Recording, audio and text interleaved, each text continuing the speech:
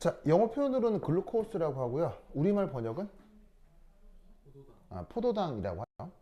그래서 문제에서는 이렇게 포도당의 그 루이스 구조, 루이스 구조를 넘어선 입체 구조가 제시가 되어 있습니다. 이런 그림을 호위스 프로젝션이라고 표현을 하는데, 호위스 하워스 프로젝션이라고 하는데, 여하튼 그러면 여러분 이 그림에서는 여러분들 뭘 따질 수 있어야 되냐면, 여기 주어져 있는 요 탄소 있죠. 탄소가 지금 몇 개 있죠? 여기 지금 있는 구조 중에서 탄소가 하나, 둘, 셋, 넷, 다섯, 여섯 개가 있죠. 이 탄소들에 대해서 산화수 다 따져볼 수 있겠어요? 자, 요 산화수 얼마? 요거 산화수 1가죠잉? 그러니까 요거 산화수 얼마? 저는 0이겠죠잉? 얘 산화수 얼마? 얘도 0일 거고요. 요거 산화수 얼마?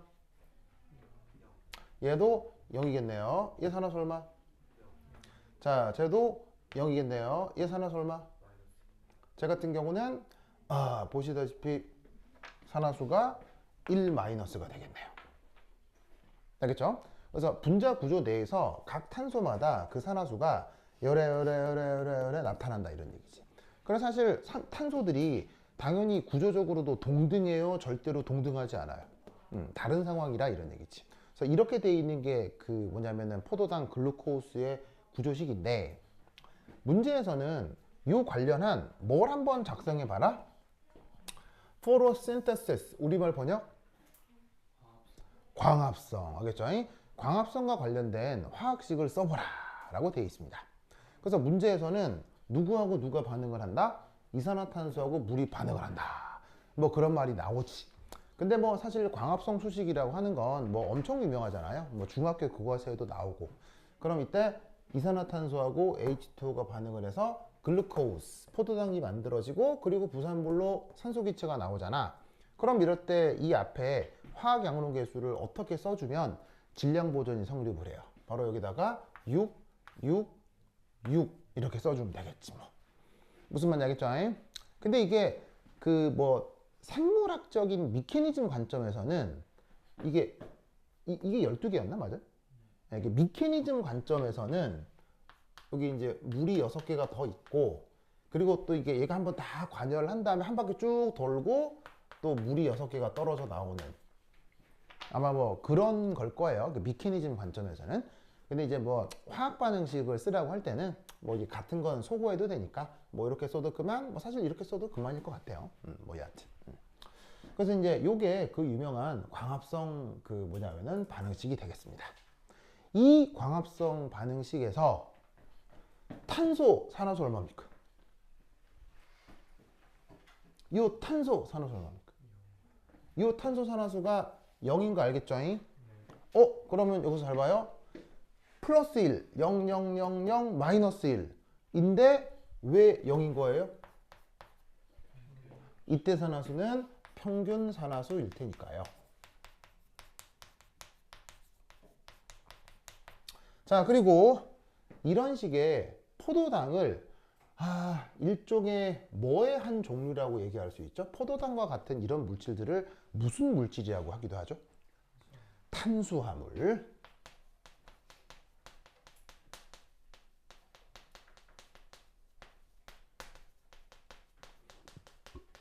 그래서 탄수화물 종류가 우리 자연계에 천지백가리로 많은데, 그 중에 가장 유명한 글루코스가 지금 예로 들어 나와 있는 거죠. 자, 2번부터는 무슨 문제라고 생각하면 되냐면, 바로 호흡 과정. 호흡이란 말 아시죠? 호흡. 호흡 과정이 생명체 내에서 무슨 반응의 역반응이에요? 바로 광합성 과정의 역반응을 호흡 반응이라고 하죠. 그래서 요게 광합성이면 바로 요 거꾸로 이게 호흡. 자, 그러면 아시다시피 요 광합성 과정은 발열이에요, 흡열이에요? 광합성 과정은. 광합성 과정은 발열이에요, 흡열이에요? 해성, 발열이에요, 흡열이에요? 광합성 과정. 광합성 과정은 발열이에요, 흡열이에요?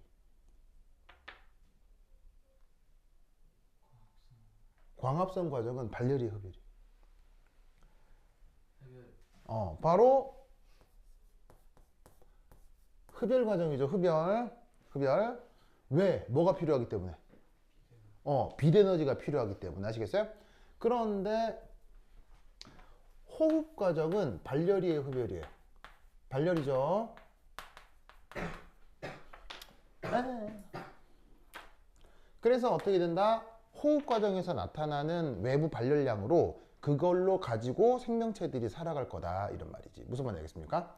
그래서 요 주어져 있는 반응에 역반응인 호흡 반응식을 써보고 싶다. 그럼 그걸 어떻게 쓸 수 있어? 이렇게 쓸 수 있지. 무슨 말씀인지 아시겠죠? 오! 그래서 광합성 과정의 역반응인 호흡 반응식을 썼는데, 얘는 사실 호흡이기도 하지만 동시에 무슨 반응이기도 해요? 호흡이기도 하지만 동시에 연소 반응이기도 하죠. 연소 반응의 정의가 뭐예요? 연소 반응의 정의가 뭐예요? 연소의 정의가 뭐예요? 쉬운 말이에요, 쉬운 말. 연소의 정의가 뭐예요? 예, 그건 이제 일상적 표현이고요. 화학적으로 연소가 뭐냐고. 산화 좋은데 산화보다는 산화 중에서, 산화가 다양한데 그 산화 중에서 산소랑 반응하는 거, 알겠죠? 그래서 산소랑 반응하는 걸 연소라고 한다고. 무슨 말 알겠죠? 그래서 지금 여기 있는 포도당이 산소랑 반응하는 거니까 호흡이면서 동시에 연소 반응인 거지. 연소 영어로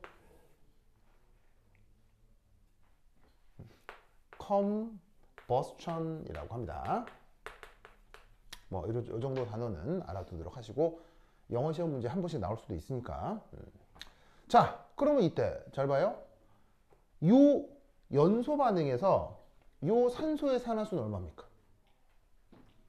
연소 반응에서 산소의 산화수는 얼마입니까? 0가죠. 만들어진 H2O에서 산소 산화수는 얼마입니까? 만들어진 H2에서 산소 산화수는 얼마입니까? 2-잖아요. 그러면 0가가 2-가 되는 건 산화예요, 환원이에요? 0가가 2-가 되는 건 산화예요, 환원이에요? 환원이지. 그러면 여러분은 이 연소 과정에서 산소의 환원 반쪽 반응식 작성해 볼 수 있겠어요? 어쩌란 얘기예요? H2O, 산소가 H2O가 된다는, 이렇게 쓰면 되는 거지. 무슨 말 알겠어요? 자, 그럼 우선 첫 번째 뭐부터 만족해야 돼요? 질량 보존부터 써야 되죠. 여기 산소 몇 개 있어요? 두 개 있죠. 여기다 어떻게 해야 되겠어요? 더블링. 갑자기 난데없이 수소가 생겼네? 여기다 어떻게 해요? 수소 4개를 더해야죠. 마지막으로 뭘 해야 되죠? 전화량 보존을 위해서 여기다가 전자 4개를 뽀롱. 이것이 바로 O2의 환원 반쪽 반응인데, 여러분 연소 반응은 포도당만 연소할 수 있어요? 연소 반응은 사실 천지백깔이에요. 연소 반응은 천지백깔이 세상에 많잖아요. 뭐 조기도 타고 뭐 나무도 타고 뭐 휘발유 기름도 타고 막 다 타잖아. 그런데 놀랍게도 모든 연소 반응의 공통점은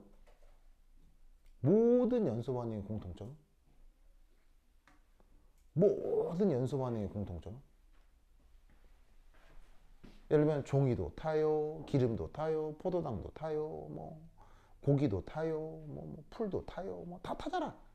모든 그런 타는 반응의 공통점은 뭐예요? 그렇죠. 발열이죠. 틀린 건 아닌데, 전기화학적으로 바로 모든 연소 반응의 공통점은 바로 이거예요. 이거. 바로 요 수식이 모든 연소의 공통 요소입니다. 종이가 타건, 기름이 타건, 포도당이 타건, 무슨 말이겠죠? 그래서 이 산소가 H2O가 되는 환원 반쪽 반응식이 저 퓨얼셀 분석에서 핵심이에요. 이게 가장 중요해요. 무슨 말 알겠죠? 그러면 이때 여기서 뭐 바로 연료. 이때 fuel이라는 말이 나오는 겁니다. 이것의 자, 산소는 무슨 반응하죠? 산소는 무슨 반응하죠? 환원하잖아요. 그럼 연료는 뭐 해야 되겠어요? 산화해야 되겠죠. 왜? 산화하고 환원은 언제나 동시에 진행이 되니까.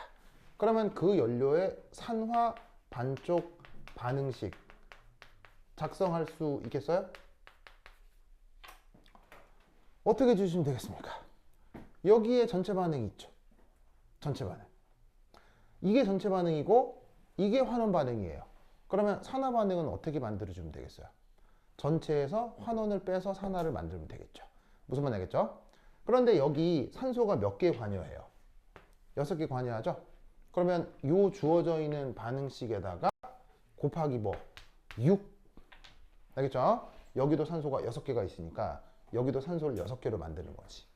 그런 다음 어떻게 해요? 위에서 아래를 뿌에. 무슨 말 알겠어요? 위에서 아래를 빼면 뭐가 만들어지겠어요? 여기에 있는 fuel만의 산화 반쪽 반응식이 만들어지게 돼 있다. 이런 말이에요. 뭔 뜻인지 아시겠죠? 그렇죠? 그래서 빼주면 어떻게 되느냐? 뭐 별것도 없고 여기서 빼면 돼. 그러면 6O2 소고되고 그 다음에 6E12H2니까 6H2 소고되고 쭉 빼주면 그냥 눈 크게 뜨고 더하기 빼기만 잘 하시면 얼마 나오느냐? 바로 이렇게 될 거야. 6 포도당 6C6H12O6 더하기 6H2O 하고 나면 6CO2 24H 플러스 24 전자 마이너스 이렇게 된다. 이런 말이죠. 그래서 어떻게 된다? 포도당이 연료로 사용하게 될 때 그때 연소 반응에서 나오는 전자는 포도당 1몰당 24개의 전자가 산화 반응에 참여할 수 있다. 이런 말이죠. 무슨 뜻인지 아시겠죠? 그러면 만약에 이게 다시 광합성 과정에 적용이 된다면 광합성을 통해서 다시 포도당을 만들려면 전기 에너지적으로 몇 개의 전자가 필요하다는 얘기야. 24개의 전자를 활용해야 여기에 있는 포도당 1몰이 만들어진다 라는 뜻이 되겠지. 뭔 뜻인지 아시겠죠? 그래서 이제 이런 식으로 퓨얼셀을 분석할 거예요. 그래서 다음 시간에 이제 퓨얼셀에 대해서 조금 구체적인 얘기 몇 개 뭐 예시들이 있거든요. 퓨얼셀과 관련된 예시 문제들. 특히나 또 서울대에서 뭐 퓨얼셀 문제가 여러 번 나와서 그래서 퓨얼셀 얘기들 하고 그 다음에 전기분해 문제들 알겠죠? 그 전기분해 문제들이 또 입시에서 많이 나왔습니다. 그래서 그거 해서 이제 요 전기화학은 마무리하도록 하겠습니다. 오케이 되었다. 그럼까지 다음 시간 만나요. 안녕. 혜성이 왜 이제 안녕도 안 해주는 거야 이제? 그래.